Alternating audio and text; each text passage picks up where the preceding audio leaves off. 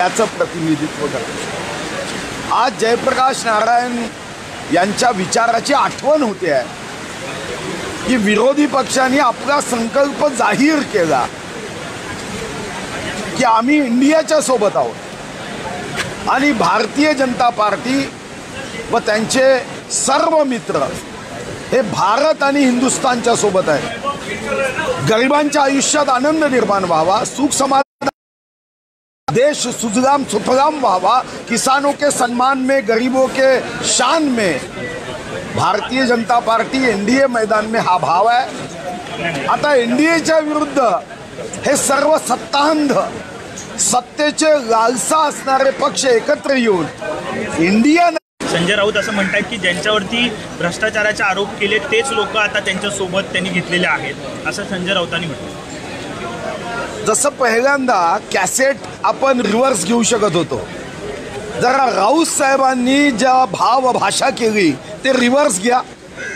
किती कौतुक करायचे अजितदादांचे, म्हणजे तुमच्या सोबत होते तेव्हा तुम्हीच त्यांना क्लीन चिट दिली। श्री अजितदादा यांना क्लीन चिट उद्धवजीच्या सरकारने दिली। संजय राऊतजी जर असं म्हणत असेल तर याचा एकच अर्थ आहे की उद्धवजी हे सत्याच्या मार्गावर कधीही न चालणारे नेते आहे, हे संधी साधू आहे असा त्याचा अर्थ होईल। आमच्या पक्षाच्या काही नेत्यांनी तक्रार केली होती, आम्ही फक्त तक्रार तपासण्याची विनंती केली होती। तुम्ही तक्रार तपासली आणि क्लीन चिट दिली, मग प्रश्न कुठे उपस्थित होतो? भाऊ, हिंदी में जानना चाहेंगे, जिस तरह से बारिश ने अपना रुख ले लिया है, काफ़ी इलाकों को अलर्ट रखा गया है, किस तरह सरकार की तैयारियां हैं खासकर? देखो, सावधानी का इशारा दिया है सरकार ने। हमारे डिजास्टर मैनेजमेंट के टीम को भी तैयार रखा है। सभी पालक मंत्रियों ने अपने अपने जिले में जिलाधिकारियों से संपर्क करते हुए उनके निवास की व्यवस्था, उनके खान पान की व्यवस्था, उनके नुकसान भरपाई की व्यवस्था, पंचनामा करने की व्यवस्था के बारे में बताया है।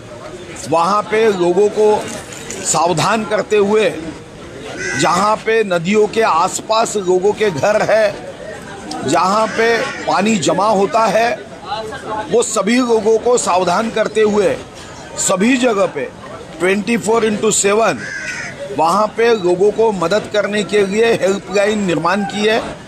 राज्य सरकार ने भी निर्माण की है। केंद्र सरकार के यंत्रणाओं के साथ में संपर्क करते हुए इस दृष्टिकोण से माननीय मुख्यमंत्री महोदय, माननीय उप मुख्यमंत्री महोदय दोनों ने केंद्रीय यंत्रणाओं को मदद के लिए निश्चित रूप से संपर्क करते हुए तैयार रखा है।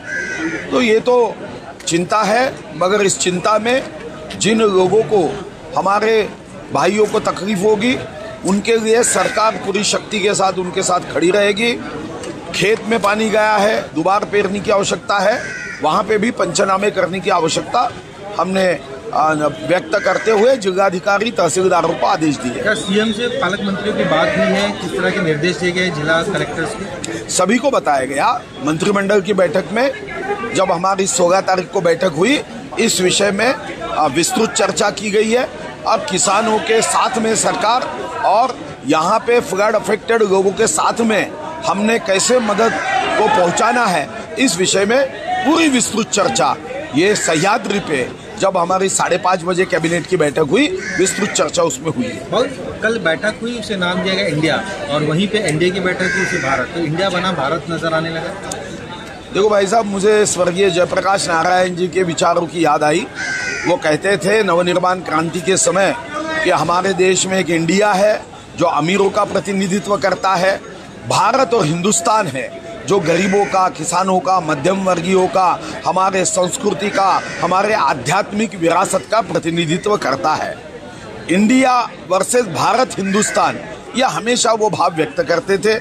आज मुझे लगता है कि विश्व गौरव, देश गौरव, गरीबों के मसीहा नरेंद्र मोदी जी ये देश को आत्मनिर्भर बनाते हुए गरीबों के सम्मान में, किसानों के शान में, हमारे माँ बहनों के गौरव के लिए काम कर रहे हैं। ऐसे समय अमेरिका में जाकर भारत की निंदा नागस्ती करने वाले राहुल गांधी जी ने इंडिया नाम देकर उन्होंने अपनी सोच को प्रदर्शित किया है कि उन्होंने कहा है कि हम जब सरकार में आएंगे तो ये सत्तांध पार्टियां सत्ता की लालसा लेकर ये सिर्फ अमीरों की बात करेंगे।